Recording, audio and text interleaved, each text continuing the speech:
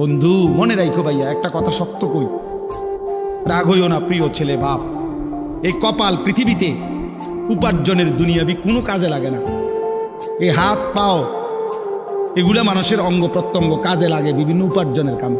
এই কপাল এটা দুনিয়াবি কোনো কামে লাগে না, দেখ কোনো কাজের জন্য, ওটা দিয়ে কোনো উপার্জনের কোনো কামে, দুনিয়ার কামাইয়ের কোনো কাজে এই কপালের এটুকু জায়গা ব্যবহার হয় না, এটা লাগে না আর কি।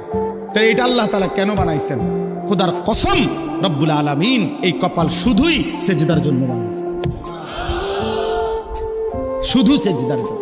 এই জন্য যে কপাল সেজদা দেয় না, যে কপালে সেজদা নাই, তুই মানুষও না, মানুষের বাচ্চাও না। ইনসানের কোনো কাতারে সে পড়ে না, সে কোনো মানুষের কাতারে পড়ে না, ইনসানের কোনো কাতারে পড়ে না যার কপালে সেজদা।